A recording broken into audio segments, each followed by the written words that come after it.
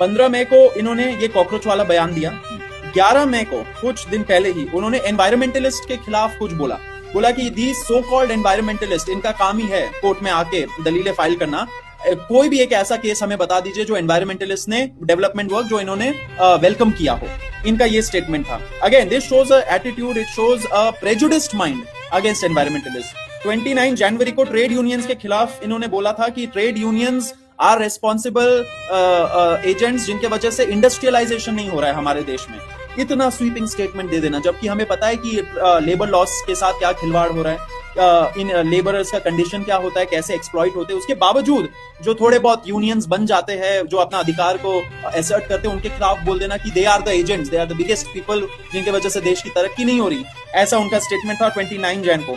2 दिसंबर को उन्होंने रोहिंग्या का कोई मैटर सुनते हुए बोला था कि रोहिंग्या लोगों को क्या हमें इंट्रूडर्स को वेलकम करना चाहिए।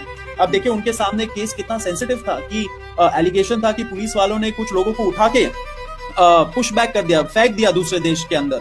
तो ये सारे लीगैलिटी को ना समझ के उन्होंने एक ऐसा इनसेंसिटिव कमेंट दिया कि इंट्रूडर्स को हम लोग क्या वेलकम करेंगे।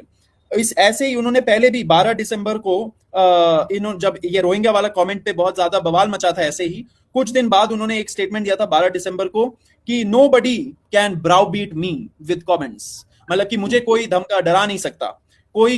लेकिन एक कंसर्टेड अटेम्प्ट चल रहा है सोशल मीडिया पे एंड बाहर के साइड में क्रिटिसिज्म करके, लेकिन मैं नहीं पीछे हटूंगा, मैं नहीं कुछ करूंगा।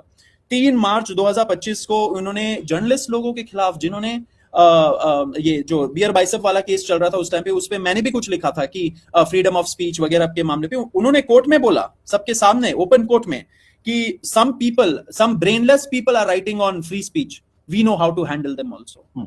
ये कोई भाषा है चीफ जस्टिस, कोई जज की, सुप्रीम कोर्ट के जज की।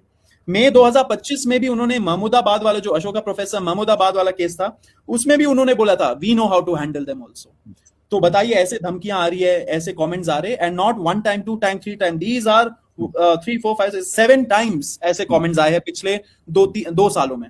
उसके पहले आप एक और चीज बता दूंगा, ये कुछ है राइट विंग के साइड में स्पेशली जो इस सरकार को शायद सपोर्ट करे। देखिए हमें कोई सरकार से लेना देना है नहीं, हमें है इंस्टीट्यूशन का क्या हो रहा है, सुप्रीम कोर्ट का क्या हो रहा है। क्या लोग उसी नजरों से, उसी रेस्पेक्ट के नजरों से सुप्रीम कोर्ट को देखेंगे जब उसका टॉप जज ऐसे कमेंट्स पास कर रहे हैं? नहीं। तो हमारा कंसर्न है what is the institutional image, what is the signal that is going.